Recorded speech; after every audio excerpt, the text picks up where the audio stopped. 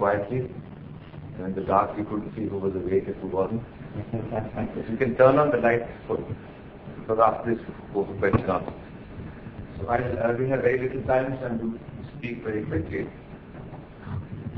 Some of you are aware that for the last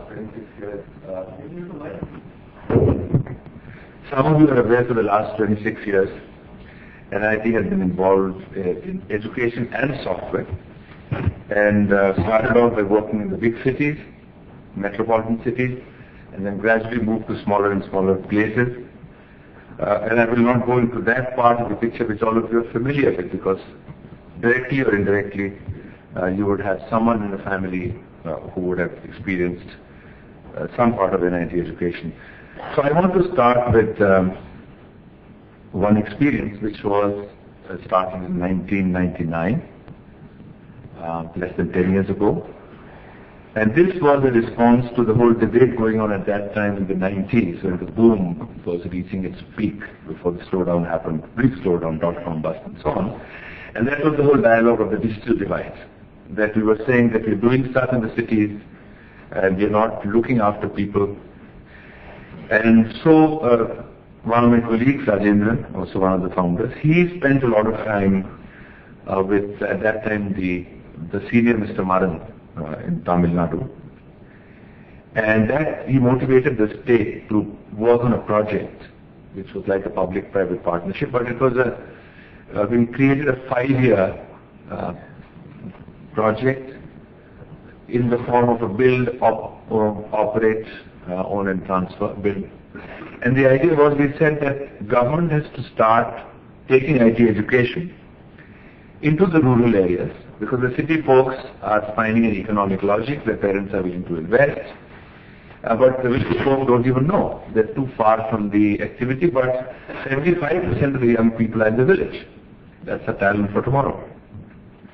So Tamil Nadu became the first state, and then very quickly Mr. Chandrababu Naidu in Andhra Pradesh joined the whole process, and so did Mr. Krishna, who was the Chief Minister of Karnataka. And these three led the move of the government funding IT education for children in government schools in the most remote areas, in the rural areas. And if I had pictures, there were places in some parts of the country where there's no road, and so there were pictures of computers on elephant back, or people carrying it on their heads. And then the idea of satellite connectivity and a local generator to give power and connectivity. But interesting examples where we went into these 3 states, and today there are projects going on in about 12 states. A number of other companies have now got involved, but we do a big part of it, and we directly are dealing with 1.4 million school-going children in about 7,000 schools. So in this period, more than 7 million kids have benefited.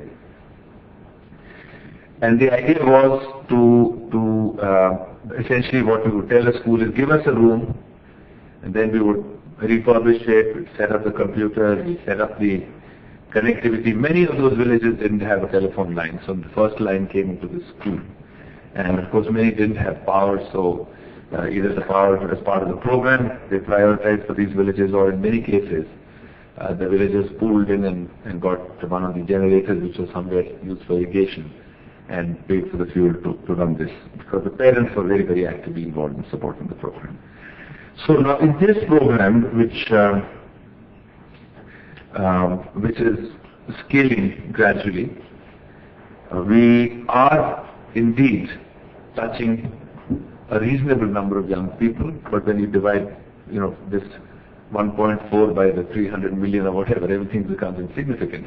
But when you divide it by the number of people who work in an industry, which is 2 million, then it's meaningful. That if you scale it up to 10 or 15 million young kids getting exposed to IT in rural areas, then you have a scalable pool of talent which you tap into that, find out the ones who have the aptitude and bring them into the main line. Some things can happen.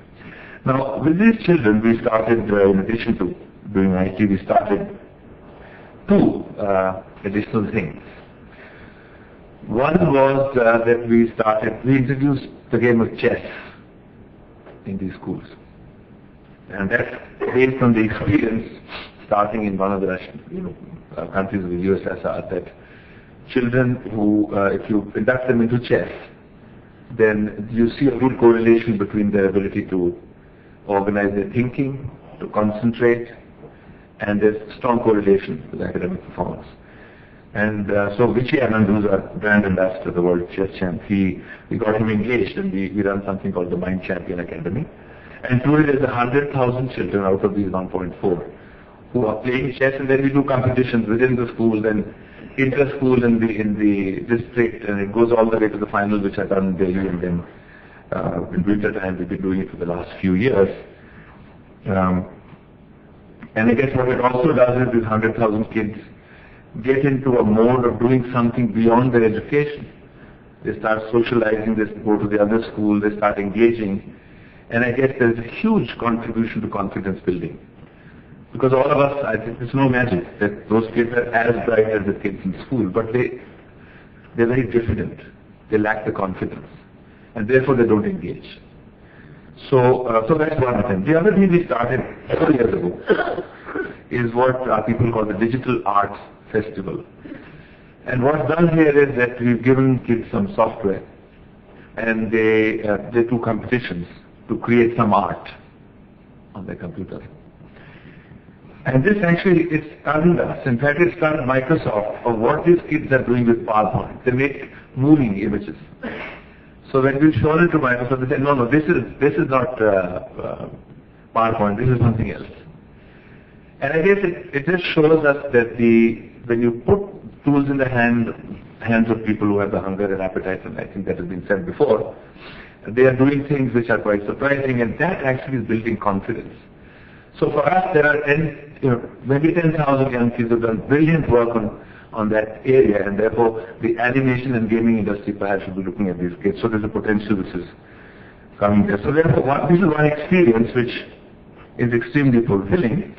But more than that, I think it's reaching a size which can directly, at least, address the needs of the sector, and there's a lot of headroom.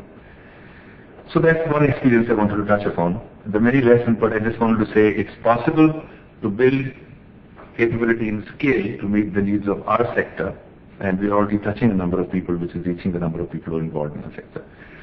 Then 2 experiments. One has been on for the last 8 years. It's become popular by the name of Hole in the Wall. That's what the Times of India wrote when they saw this work. It started off in one of our software factories in Delhi. There was a slum on the other side of the wall. So the researcher just made a hole, literally made a hole and stuck a computer with some interesting interfaces. And monitored it from the lab and observed that kids were doing interesting stuff. More interesting stuff than you would expect slum kids or outside of school to do.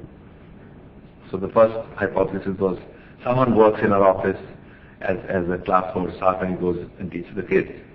And we found that wasn't happening. So then we took that experiment to the interiors of Uttar Pradesh. Again, we took a school, we took the wall of the school, and facing outside a place where a lot of kids keep playing. The same thing was done. And this we actually captured on camera from a distance and observed the social phenomena, which was in very simple terms.